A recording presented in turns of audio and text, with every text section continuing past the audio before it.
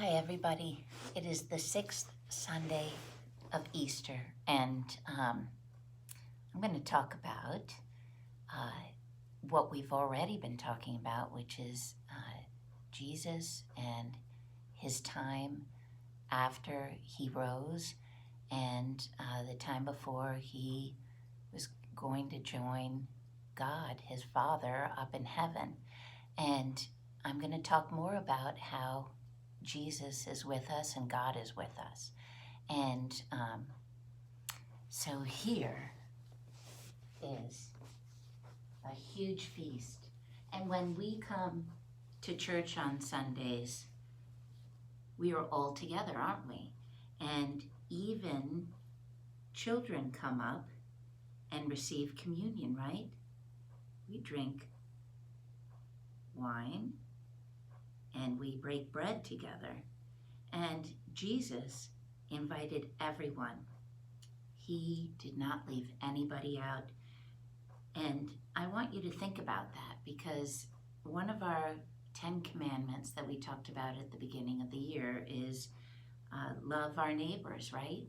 And right now we can't play in our backyards with our neighbors or be with our neighbors who are downtown necessarily, but we have all talked about being together regardless that we can't be near each other and hugging each other unless we're just family, right?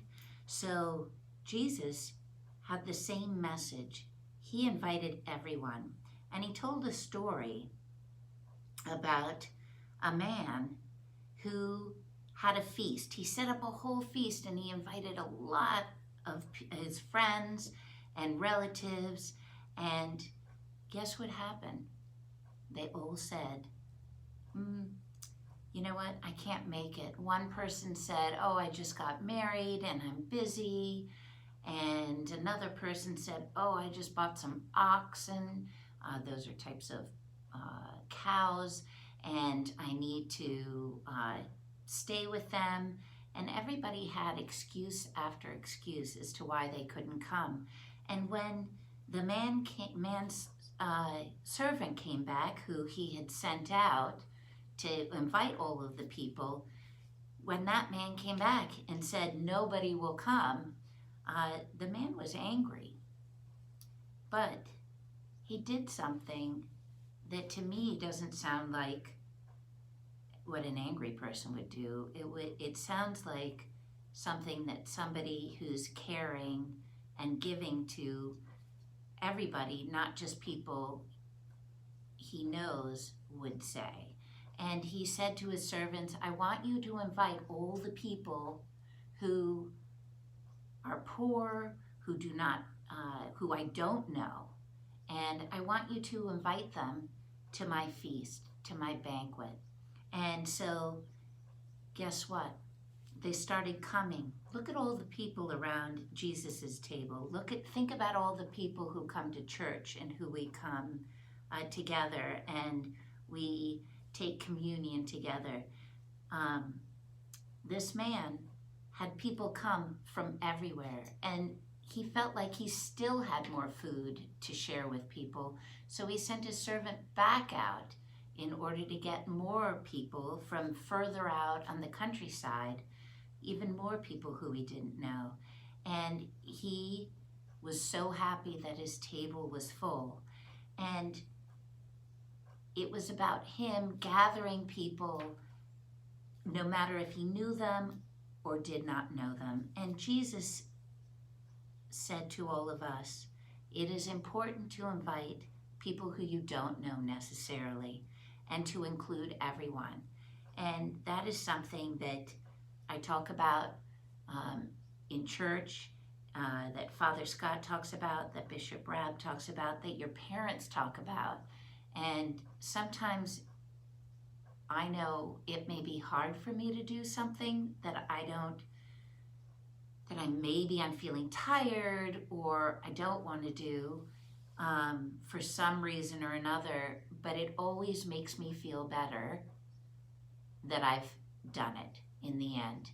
I have a friend who was moving and I didn't know that she was moving, And after I leave here, I'm going to deliver some cards.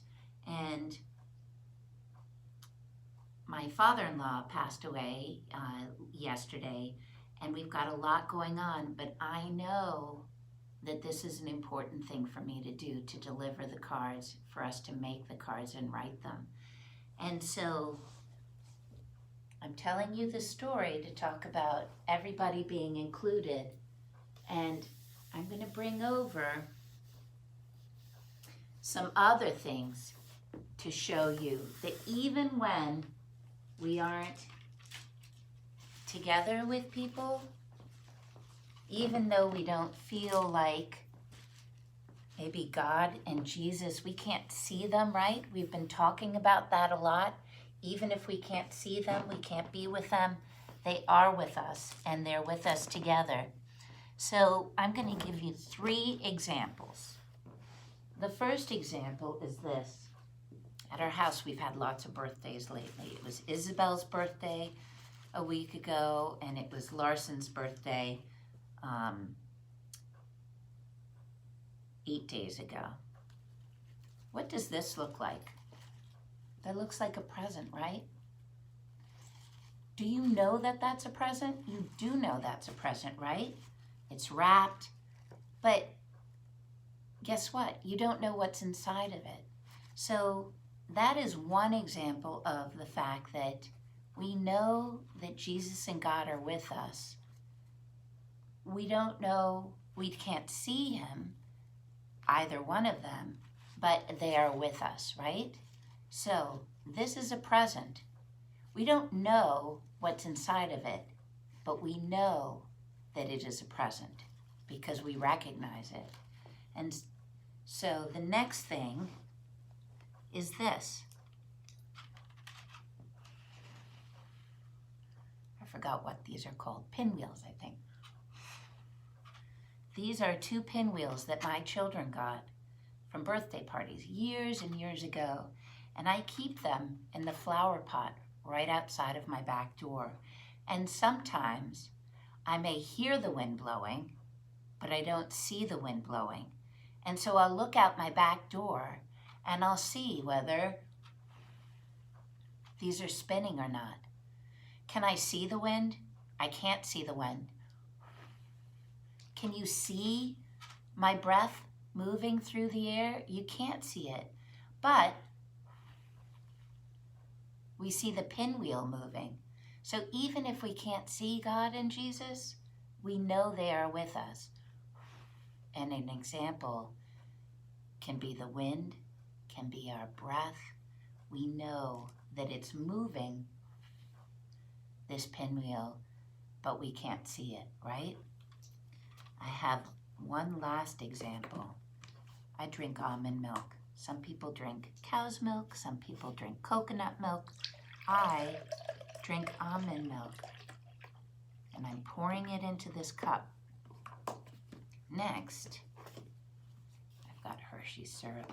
Who loves Hershey syrup? Some of you may like chocolate, some of you may not. We have this in the fridge for movie nights when we have sundaes, ice cream sundaes.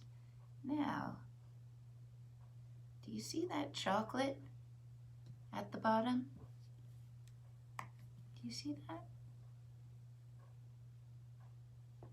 Do you see that the chocolate's at the bottom and the milk is at the top?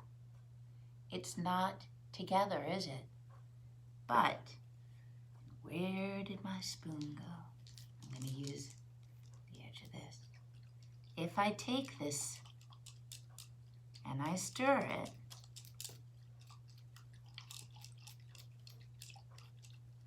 guess what's happening? Is it mixing? That milk is starting to get darker, and the layer of chocolate at the bottom is getting thinner because that chocolate is mixing with the milk. I found this example of how they are with us. We're not separate from God and Jesus.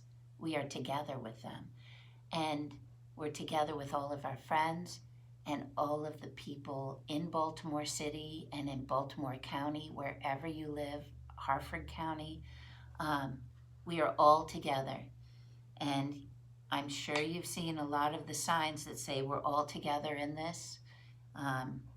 We really are. Even though we can't be together, we know that we're all together, and we know that we're all looking out for each other. During the weeks, we've done different things for friends and neighbors and people who don't have enough food right now. And even though we don't know who the food is going to, using that as an example, let's say your parents and you have brought food to a shelter or to a food bank for them to share with other people. We don't know who that food is going to, but we do know it's going to people who are really grateful for it, and we're really grateful to share with them. And so we may not see who we're giving the food to, but we know we are giving the food to people. Another example of, even though we can't see what's happening, we know it's happening. So I want all of us to think about that this week. Again, more reasons to think about how we're together, how God and Jesus are with us as well. And I love you.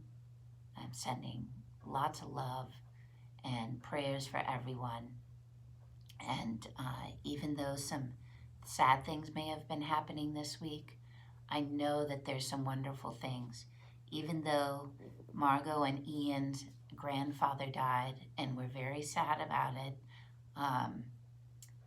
the sun is shining behind me, and I know, when I see the rays of sunshine coming down like that ray is over here, that to me is an example of God and Jesus being with me and shining down and letting me know that my father-in-law is being taken care of and that he is with us too, even though he's not right here sitting next to me.